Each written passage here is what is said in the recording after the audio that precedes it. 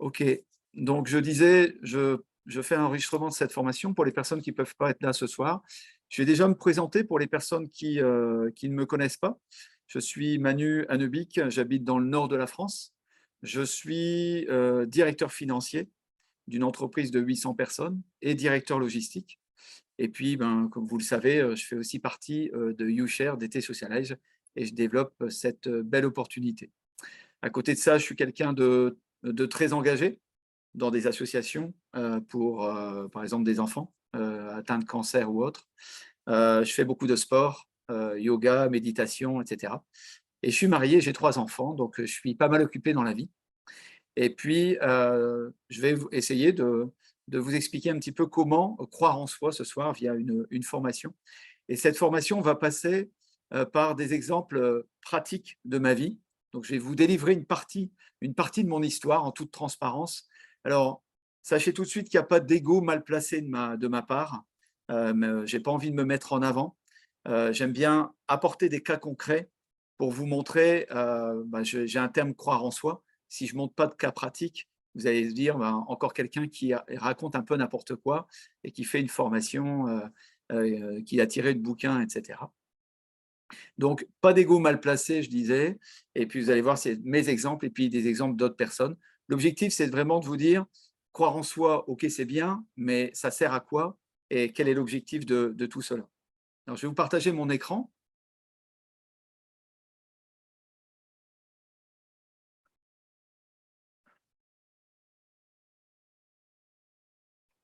Ça va, on voit bien mon écran, pas de souci pour ceux qui le voient. Bah, super, merci pour le pouce.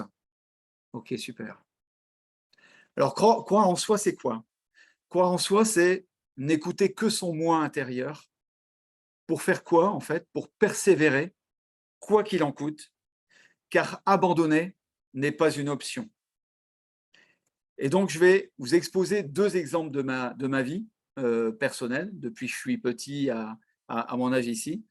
Une partie qui va concerner la santé et le corps, puisque croire en soi, c'est aussi croire à sa santé et son corps. Et puis, croire aussi à son mental.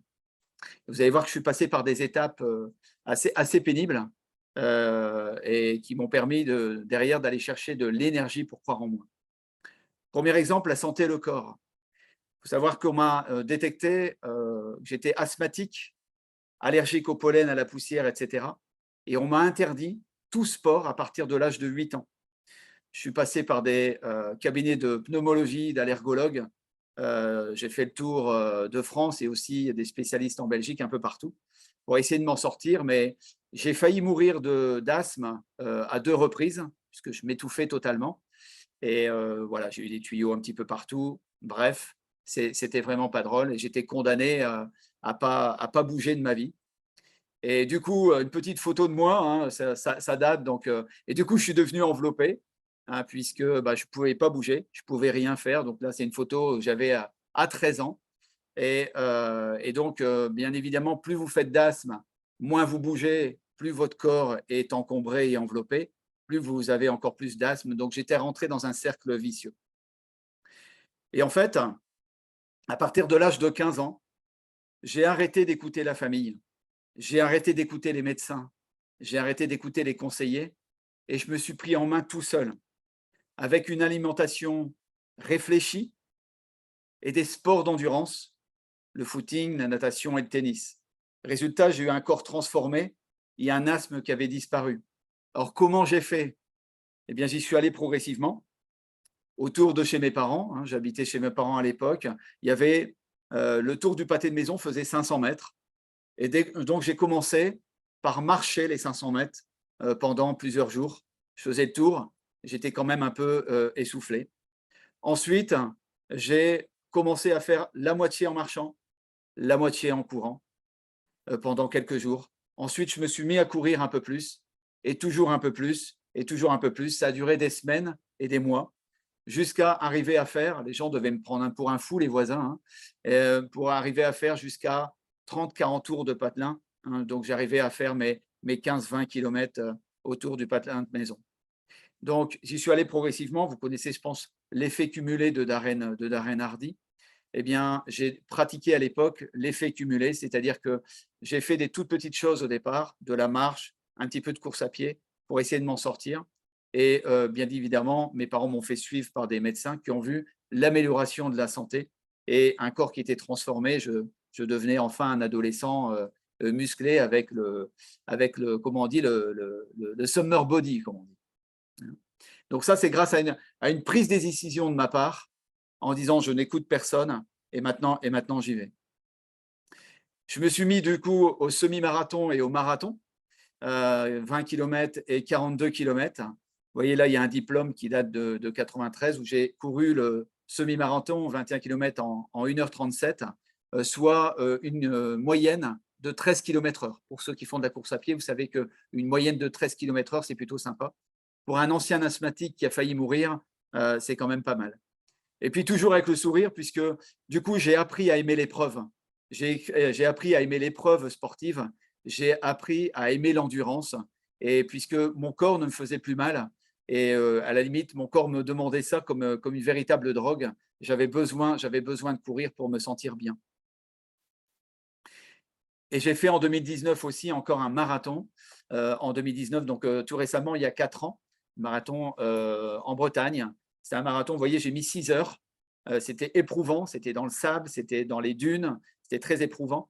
Et en fait, il y avait du dépassement de soi. Et là, j'étais obligé de croire en moi et en mes capacités, hein, puisqu'il y a 6 heures de course, j'avais mal partout. Mais pourquoi je voulais finir?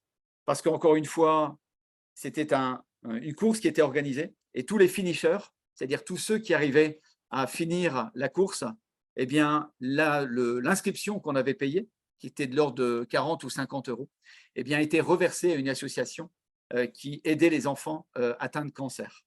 Vous voyez, c'était une motivation supplémentaire, mais déjà, je croyais en moi en disant j'y arriverai au bout.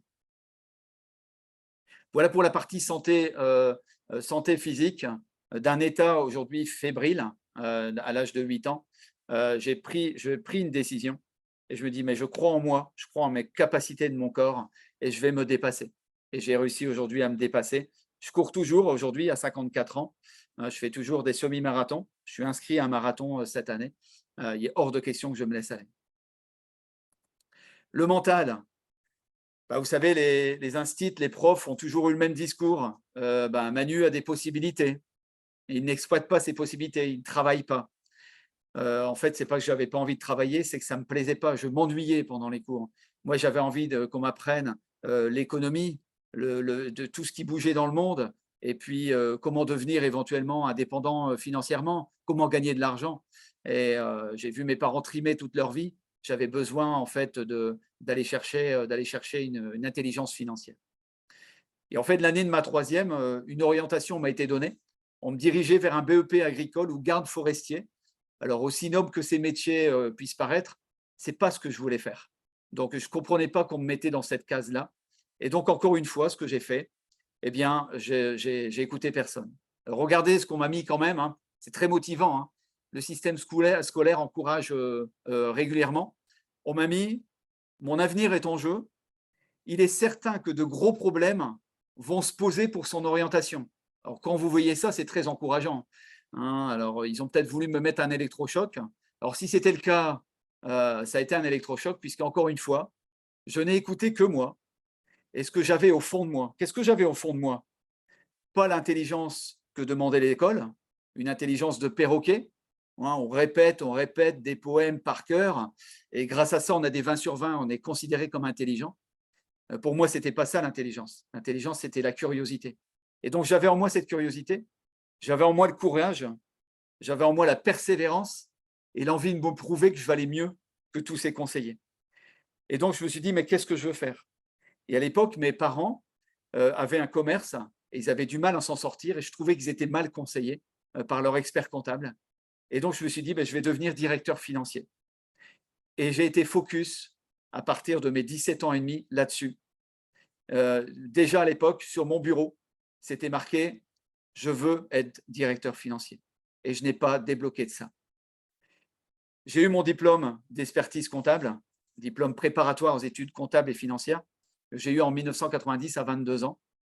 Et à partir de là, j'ai commencé à travailler et à gravir les échelons. J'ai travaillé comme un taré. au début, en tant que simple comptable, parce que je croyais en mes capacités, je croyais en ma persévérance et je croyais en mon courage. Eh bien, je travaillais déjà comme un taré à l'époque de 22-23 ans, à 60-70 heures par semaine, parce que je voulais apprendre. Mon seul objectif, c'était d'apprendre. Certains vous disent, bah, vous avez fini vos études, vous pouvez arrêter d'apprendre et puis exercer votre métier. Je pense que si vous arrêtez d'apprendre, bah, à un moment donné, quelqu'un qui arrête d'apprendre, le cerveau s'arrête aussi à un moment donné. Et je pense qu'on parle de développement personnel. Et quand on parle de développement personnel, il n'y a pas d'âge. Et on doit aller jusqu'à des 60-70 ans, on peut continuer à apprendre, et bien après. J'ai tellement ensuite progressé dans ce métier, je me suis tellement focusé sur ce métier que j'ai même eu la récompense extrême de directeur financier. J'ai été nommé le directeur financier de l'année 2015 en Nord-de-France. J'ai reçu un trophée, un diplôme avec des gens importants. Et donc ça, c'était pour moi une consécration et une reconnaissance par mes pairs, c'est-à-dire tous les directeurs financiers des Hauts-de-France. Un autre exemple me concernant, 8 janvier 2022, je rentre chez YouShare. J'y connaissais absolument rien. Rien en Web3, rien en NFT, rien en blockchain, rien en métaverse et absolument rien en crypto-monnaie. J'étais au niveau zéro de connaissance. Mais la vision qu'on m'avait exposée me paraissait belle. Et donc, je me suis dit, encore une fois, OK, Manu, crois en toi et tu vas aller te former et tu vas aller apprendre. Moralité, encore une fois, j'ai cru en moi. Cette puissance en moi m'a permis d'aller chercher, bien sûr, de l'apprentissage, bien sûr, de la formation et puis la volonté d'avancer. Eh bien, en un an, puisqu'on est en 2013, en un an, eh bien, maintenant, je fais des vidéos de présentation et même ma première formation ce soir. Donc, un grand merci d'être là ce soir et pour votre compréhension. J'ai fait des formations et des accompagnements d'équipe. J'étais intervenant dans des événements publics, en octobre à Paris et en janvier à Lyon. J'ai créé une chaîne YouTube, j'y connaissais absolument rien, je me suis lâché, où je parle bien évidemment de DT Socialize et de bien-être. Et j'ai déjà 250 abonnés. Ce n'est pas beaucoup encore, mais ça me fait vraiment plaisir que des personnes me suivent. Et bien sûr, j'ai participé à des séminaires de formation en développement personnel. Je suis allé voir des gens comme Michel Destruel à 2 reprises, en juillet et novembre 2022. Et puis, je suis allé voir Franck Nicolas à sa tournée 110. Vous voyez cette volonté d'apprentissage, cette volonté d'avancer. Maintenant, je ne suis plus à zéro au niveau de toutes les notions que je dis ça. Je ne suis pas un expert, d'accord, mais je sais de quoi je parle. Et quand je fais des présentations, je sais de quoi je parle. Voilà ce que c'est de croire en soi et d'aller chercher le meilleur de soi-même. C'est une phrase qui m'a marqué, qui m'a été dite par un coach. Tu n'as pas besoin que les autres croient en toi si tu crois en toi. Tu n'as pas besoin que les autres croient en toi si tu crois en toi. Ça veut dire que le regard, les jugements, les encouragements des autres, on n'en a pas besoin si on croit en soi. Je vais vous citer quelques exemples de personnalités qui, moi, m'ont marqué, qui ont cru en eux à un moment donné. Une personne qui a été virée de son club de basket parce qu'il a été considéré comme trop mauvais. Michael Jordan, vous connaissez son parcours. Son livre a été refusé 30 fois par les éditeurs car il était considéré comme pas bon. Jordan Rowling a écrit Harry Potter. On l'a refusé 3 fois des écoles de cinéma car pour eux, il n'avait pas assez de potentiel. Steven Spielberg. On le licencie de son journal par manque d'inspiration. Walt Disney. Ses professeurs de chant lui déconseillent de chanter car il n'a ni la taille, il était un peu petit, Charles Aznavour, ni la voix, ni la culture de la chanson, Charles Aznavour. Croyez-vous que ces personnes qui ont pris des claques dans la figure, vous voyez, c'est énorme, ou virés ou licenciés, on leur dit qu'ils ne seront pas capables de chanter. Vous ne croyez pas que si à un moment donné, ils n'avaient pas cru en eux, on ne les aurait pas connus. Ils seraient passés dans la porte des oubliettes. Vous voyez ce que c'est croire en soi? Quand vous aviez 10 ans, est-ce que vous pensiez ce que vous alliez être à aujourd'hui? Si aujourd'hui, vous avez une quarantaine d'années, est-ce que vous pensez qu'à 10 ans, vous alliez être la personne que vous êtes aujourd'hui à 40 ans? Vous ne pouviez pas le savoir. Par contre, Je pense qu'à un moment donné, on peut essayer d'imaginer et de croire en son potentiel. La clé, c'est vraiment de croire en son potentiel. On n'a qu'une seule vie. On ne peut pas déterminer la longueur de sa vie. Elle peut être très longue, comme malheureusement écourtée pour différentes raisons. Par contre, on peut décider comment on choisit de la vivre et surtout qui nous voulons écouter ou suivre. Est-ce qu'on veut suivre des personnes inspirantes, écouter des personnes inspirantes ou des personnes qui ont tout fait, tout vu dans leur vie et qui n'ont rien prouvé et qui vous descendent vers le bas? Donc croire en soi, c'est arrêter d'écouter ceux qui ont abandonné leur vie et leurs rêves, qui ont peur de l'effort, qui redoutent l'avenir en permanence. Il n'y a rien de bon, etc. Ce sont des gens qui vont souvent vous dire, vous allez reconnaître ces phrases, abandonner, ce n'est pas fait pour toi. Abandonne, ce n'est pas fait pour toi, pardon. Ce n'est pas le bon moment, réfléchis un peu. Entre guillemets, je suis ton conseiller. Ce n'est pas avec cela que tu vas gagner ta vie. Garde les pieds sur terre. Conforme-toi à la moyenne. Être comme tout le monde, il y a moins de risques. Reste comme 95% des gens qui font la même chose tous les jours, c'est quand même plus rassurant. Et continue de te plaindre pendant 40 ans. C'est quand même bien mieux. C'est trop risqué. Tu devrais être prudent. Si je te dis cela, c'est pour ton bien. En fait, tous ces gens-là projettent leur peur sur vous. Ils vous jalousent, car vous osez, et eux ne font qu'hésiter toute leur vie. Vous savez, quand je me suis lancé dans le sport, alors que j'étais malade, combien de personnes m'ont dit « tu ne devrais pas, tu vas mourir, tu te mets en risque, tu vas abîmer ta santé, écoute les médecins ». Pareil, quand je me suis mis dans des longues études d'expertise comptable et directeur financier, on m'a dit « tu n'y arriveras pas, c'est trop long, tu vas oublier de construire ta vie, ce n'est pas un métier pour toi, rappelle-toi, tu devais être garde forestier, etc., etc. » À un moment donné, il faut savoir dire aux gens « je ne vous entends pas, je ne vous entends plus, j'ai besoin d'avancer, je crois en moi ». Croire en soi, par contre, c'est se dire à soi-même et répondre à ces personnes qu'abandonner n'est pas une option. Michael Jordan disait, hein, si tu abandonnes une fois, ça peut devenir une habitude. Et une habitude dans l'abandon, c'est juste une horreur, puisque derrière, vous ne pouvez plus bouger de votre vie. Vous avez peur. En fait, vous vous dites à chaque fois, mais je ne suis pas sûr que ce soit possible de réaliser ça à 100%. Et le fait d'hésiter, en fait, il y a des gens qui sont comme ça toute leur vie. Ils ne font qu'hésiter en disant j'attends le bon moment. Ils hésitent et ils se retrouvent à 60 ans, 70 ans en disant ah mince, si j'avais cru. Le futur se construit grâce à la constance, l'optimisme et l'engagement. La constance dans l'effort, l'optimisme en disant je vais y arriver, je crois en moi. Et l'engagement. Je vais vous parler de l'engagement juste après. Moi, je préfère viser trop haut que plutôt trop bas. Je ne veux pas me retrouver, en tout cas pour ma part, sur mon lit de mort, où j'ai encore 1 heure ou 2 heures à vivre, en me disant « Ah zut, si j'avais osé, si j'avais fait attention à mon alimentation, j'aurais peut-être pu vivre plus longtemps. Si j'avais dormi moins longtemps, j'aurais pu faire plus de choses. Si je m'étais engagé un peu plus, j'aurais pu peut-être développer un nouveau métier. » Le conformisme est synonyme d'ennui et de suiveur. Moi, je me dis souvent que je suis unique, et je ne suis pas un suiveur. Je ne suis pas comme tout le monde, je n'ai pas envie de suivre la foule. Je ne suis pas né pour subir ma vie, mais je suis né pour la prendre en main. Nous sommes nés pour prendre en main notre vie. On n'est pas des gens qui sont nés pour subir. Subir, c'est horrible. Dites-vous que ce que vous voulez être, à un moment donné, qu'est-ce que je veux être dans 2 ans, dans 5 ans, dans 10 ans? Et ensuite, mettez-vous en route. Faites ce qu'il faut pour le devenir. Prenez-vous en main. Prenez un engagement. Croire en soi, c'est s'engager. Alors, je vais vous faire une petite différence entre motivation et engagement. La motivation, c'est quelque chose qui est rarement constant.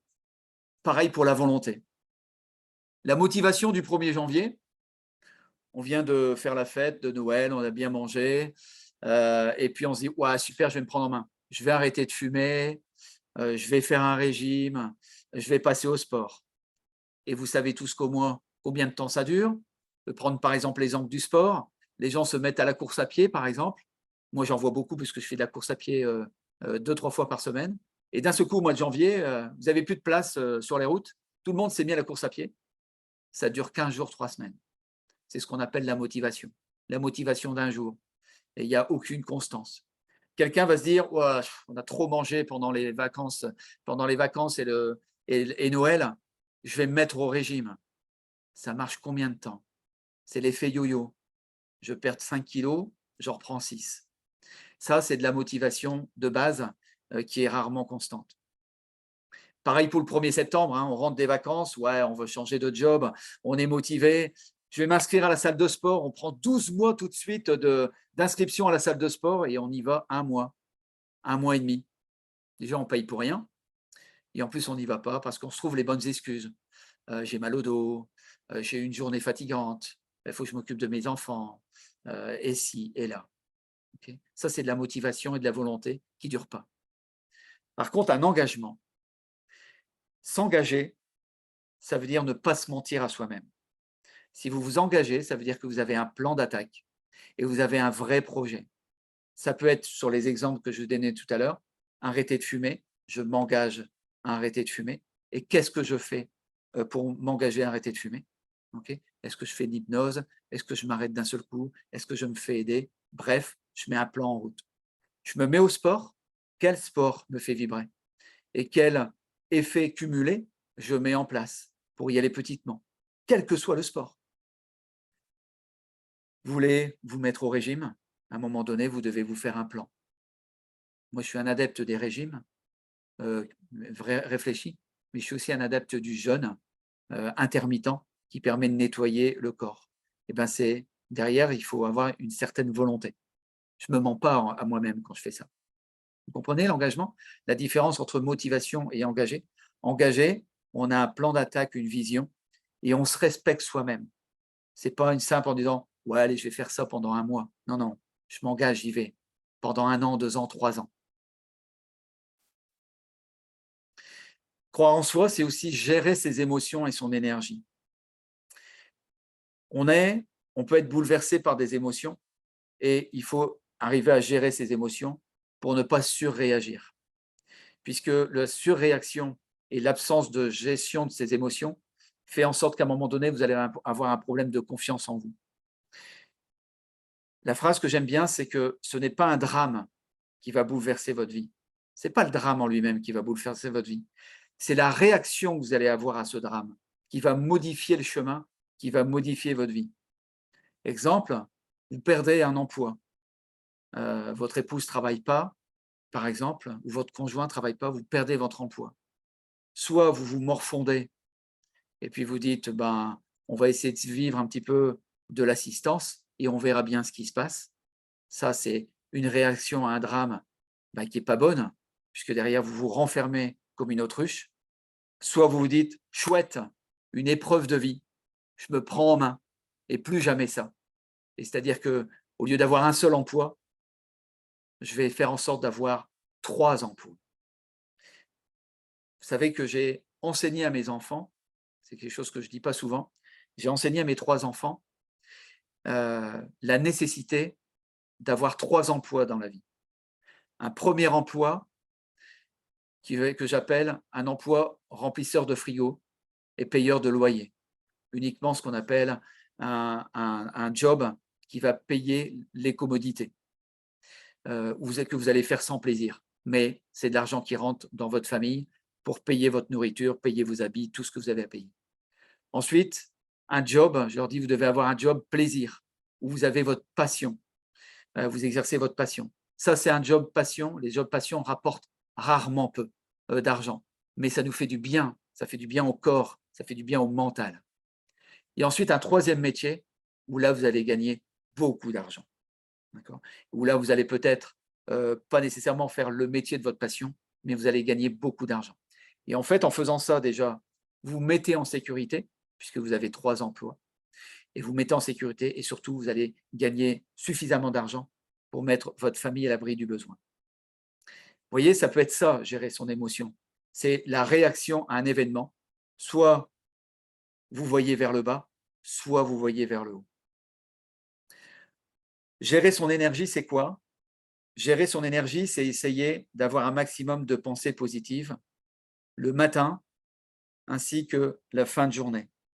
Le matin, certains de mes amis sont sur le Zoom le savent, moi j'exerce le miracle morning. Le miracle morning, c'est quoi? C'est se lever à l'aube, vers 5 heures ou 6 heures du matin, et préparer sa journée. Cette journée, vous pouvez la préparer de la manière dont vous le sentez. Moi, ça va être du yoga, de la méditation et des pensées positives. Je prépare ma journée, parce que j'ai des journées de 12 à 13 heures de travail. Vous voyez, je suis encore au travail ici. Je vais terminer ici ce soir avec mes équipes qui terminent à 23 heures. Et je vais préparer ma journée. Je vais imaginer ma journée. Ensuite, c'est toujours le rituel d'une bonne douche froide ou très fraîche. Et ensuite, un petit déjeuner. Et c'est parti pour la journée. Et je suis positif quand j'arrive au boulot. Je suis prêt. Et en fin de journée, qu'est-ce que je fais? On a tous des petites victoires dans une vie. Vous avez tous des événements ou des petites choses qui vous ont fait plaisir dans la vie. Ça peut être de revoir une personne que vous n'avez pas vue depuis longtemps, ça peut être une personne que vous avez eue au téléphone, ça peut être un collègue que vous avez aidé, une réussite professionnelle, un repas qui s'est bien passé. Bref, un moment où vous avez ressenti du bonheur. Eh bien, le soir, avant de vous endormir, vous endormez avec cette pensée en disant « chouette, j'ai passé un super moment, ça m'a fait plaisir ». Le fait de vous endormir avec ça, vous allez vous endormir avec une pensée positive. Si vous vous endormez avec une pensée positive, vous allez vous lever avec des pensées positives. C'est super important. Et là, si vous vous levez avec de l'énergie et des pensées positives, automatiquement, vous allez croire en vous, vous allez être bien, vous allez avoir confiance en vous. Regardez le trio gagnant. Quand vous êtes, par exemple, dans un développement d'un nouveau business, si vous avez de l'énergie, si ce projet fait sens, et s'il y a une véritable stratégie, une véritable vision, eh bien, vous allez avoir le trio gagnant au niveau d'un business. Si vous êtes en forte énergie, si vous donnez du sens au projet, et s'il y a une véritable stratégie, vision, et surtout une vision à long terme, eh bien, franchement, c'est un trio gagnant. Et derrière, vous allez devenir ce qu'on appelle inarrêtable. Et quand on devient inarrêtable, c'est qu'on croit en soi un maximum. Alors, il y a 5 règles importantes que j'aime bien rappeler aussi pour croire en soi. L'effet cumulé, je vous en ai parlé tout à l'heure, il y a un bon livre que vous connaissez certainement, c'est le livre de Darren Hardy. L'effet cumulé, c'est quoi? C'est faire des toutes petites choses qui vont permettre de faire des grandes choses derrière. Je vous cite l'exemple du livre de Darren Hardy, que j'ai lu au moins 4 fois. C'est une personne qui n'est pas bien dans sa peau, qui a grossi, qui n'est pas bien dans son job, qui est aigri, qui rentre le soir, qui a envie de rien faire, qui se met devant un Netflix et puis qui devient un zombie. Et il se dit, mais je me prends en main. Il a simplement fait quoi?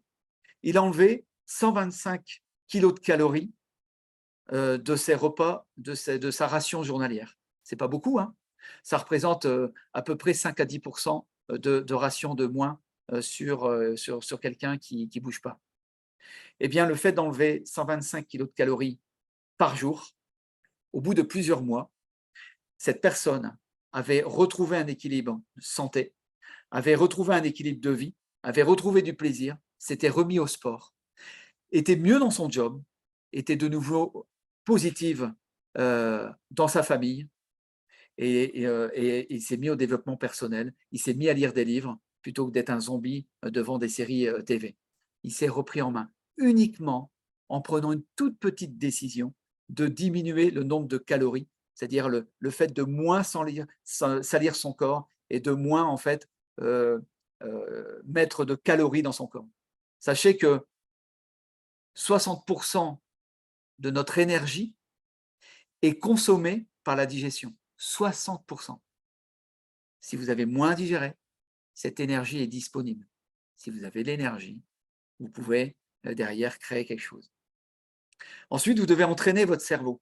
Vous savez qu'on a un cerveau qu'on appelle reptilien, qui est le cerveau primitif et instinctif, qui est le cerveau qui réagit quand vous avez peur, quand il y a quelque chose qui est nouveau, quand vous avez une situation qui est inconnue.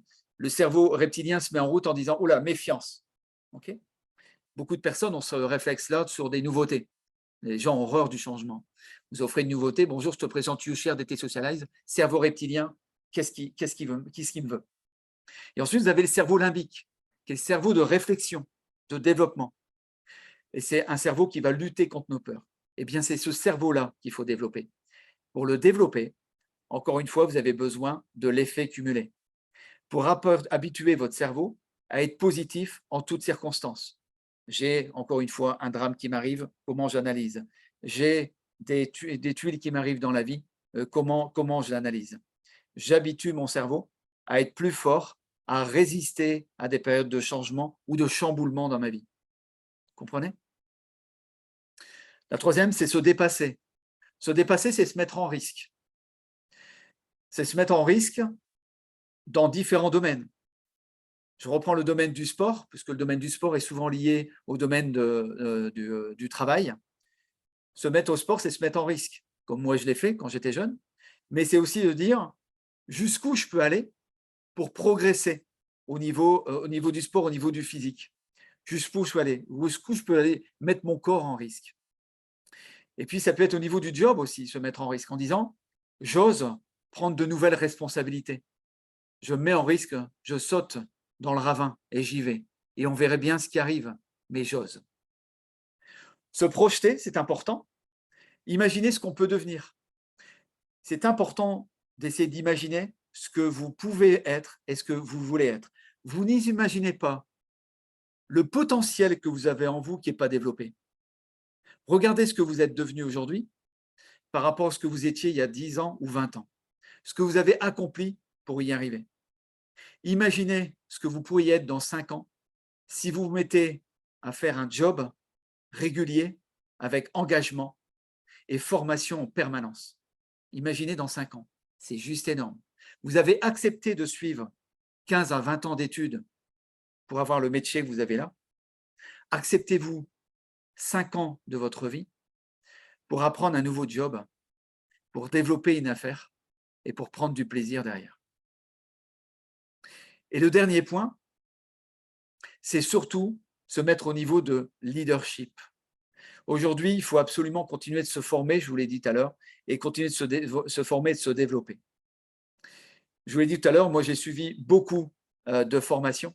Michel Destruel, j'en ai parlé tout à l'heure, coach international en MLM, en marketing de réseau, marketing relationnel, ce qu'on fait avec YouShare. Et puis la tournée 110 de Franck Nicolas, qui lui va chercher le développement personnel, le dépassement de soi. Je vous conseille quelques livres. Je me permets de vous conseiller quelques livres. Vous en faites ce que vous voulez de mon conseil, mais en tout cas, c'est des livres que j'ai lus. J'ai lu Père riche, Père pauvre de Robert Kiyosaki, qui est un livre qui permet de se dire, lui, il a eu un père riche, père pauvre. Son père pauvre, c'était son père naturel, qui était quelqu'un qui travaillait beaucoup, mais qui n'a jamais été riche et qui comptait l'argent chaque fin de mois. Et puis son père riche, c'était un chef d'entreprise, c'était le papa d'un de ses amis, qui l'a suivi et qui lui a montré toutes les techniques pour être chef d'entreprise. L'entreprise du XXe siècle, toujours de Robert Kiyosaki, qui explique un petit peu ce qu'est le marketing relationnel et comment les gens ont été construits, nous salariés, puisque je le suis, comment les salariés ont été construits, ce qu'on appelle les costumes bleus, les costumes blancs, ont été construits pour répondre aux besoins de chefs d'entreprise. Eh bien, le MLM vous permet cette indépendance. GoPro, je ne le présente plus, d'Eric Poiret, qui sont les 7 étapes pour devenir un pro dans le marketing de réseau. Napoléon Hill, réfléchissez et devenir riche. Là aussi, des très bons conseils pour apprendre à réfléchir à devenir riche, en tout cas à se projeter à devenir riche. Et puis 2 livres que j'aime bien, j'en ai parlé, le Miracle Morning, et puis les surprenantes vertus du jeûne qui permet d'aller décupler ses capacités physiques et décupler ses capacités mentales. On a des joueurs de football, des joueurs de tennis très connus qui se mettent en jeûne avant d'attaquer une grosse compétition. Par exemple, j'ai oublié son nom, mais c'est un Serbe, ça ne me revient pas. Djokovic, qui fait des jeûnes avant d'attaquer des grosses compétitions de manière à avoir toute son énergie disponible. Je vous ai parlé de Michel Destruel, je vais terminer là-dessus. Je n'ai pas l'habitude de faire de la publicité hein, pour un coach international. Hein, et je suis qui par rapport à lui, mais c'est un monsieur que j'ai suivi, Michel Destruel. Et sachez que quand j'y suis allé en juin 2022, pardon, j'étais en position Ruby. Et une fois que j'ai été sorti de ce Spartacus, hein, de cette formation de 4 jours intensifs, eh bien derrière, je suis passé émeraude et diamant en 2 mois et demi. Ça a été extrêmement vite. Pourquoi? Parce que j'ai eu un déclic. Ce monsieur sur scène est une bête de scène. C'est quelqu'un qui connaît le marketing de réseau par cœur, qui nous apprend des méthodes aussi bien sur le développement personnel, la confiance en soi, le croire en soi. D'ailleurs, j'ai extrait quelques phrases ce soir de son discours. Eh bien, ce Spartacus, ce séminaire que je vous conseille vraiment de suivre, en tout cas d'être au prochain Spartacus qui a lieu du 28 septembre au 1er octobre 2023. J'y serai. Encore une fois, ça sera mon 3e, mais vraiment, c'est quelqu'un qui décape. Eh bien, c'est 4 jours de formation, ça fait 40 heures de coaching intense, et je vous prie de croire qu'il nous remue. Eh bien, j'ai pu avoir des places pas chères, c'est pour ça que je le propose ce soir. Hein. Je n'ai rien à gagner, hein. Je ne fais pas de bénéfices. D'autres personnes qui ont acheté des places savent que je ne fais pas de bénéfices là-dessus. Mais j'ai eu la chance, puisque j'étais au dernier Spartacus, d'acheter, normalement c'est 2 000 € la place, et j'ai pu avoir 3 places pour 1 000 €. Hein, donc j'en ai acheté 5, et la place est à 330 €. Vous voyez, c'est rien du tout. Hein, 330 € la place pour 4 jours de coaching, et ça se passe à Toulouse. Et pour derrière progresser énormément en marketing de réseau, puisqu'on est là-dessus chez YouShare. Et surtout, on est carrément dans le thème ce soir, pour avoir confiance en vous et croire en vous. Je vous prie de croire que le deuxième que j'ai fait là en novembre, mais j'ai de nouveau pris une claque. Hein. Le premier que j'ai fait, on était 120 personnes en juin. Le deuxième, on était 600 personnes. Et là, sachez que c'est complet. Je crois qu'on est 2 ou 3 000 personnes du 28 septembre au 1er octobre 2023. Voilà, je voulais terminer là-dessus par cette invitation à un séminaire. J'espère que cette formation vous aura apporté en tout cas des déclics pour croire en vous. Sachez que je suis disponible sur les réseaux sociaux. Je suis disponible via ma chaîne YouTube pour continuer de converser. Je ferai d'autres formations. J'essaierai de faire d'autres formations sur l'engagement. En tout cas, si ça vous a plu, hein, si effectivement j'ai du mal à faire passer mes idées, eh bien, je m'arrêterai là. Hein, mais je suis quelqu'un de tenace, et j'essaierai de continuer de progresser. En tout cas, on était une 50aine sur ce Zoom. Je vous remercie véritablement d'avoir participé à ce premier Zoom de formation me concernant, et j'espère de tout cœur que ça vous aura apporté un peu de valeur. Je vous souhaite une excellente continuation. Prenez soin de vous, prenez soin de votre santé, prenez soin de votre mental, prenez soin de votre corps, et puis surtout, profitez de la vie. On n'en a qu'une. Faites qu'elle soit belle un maximum. Donc, et je vous dis à très bientôt. Ciao, ciao.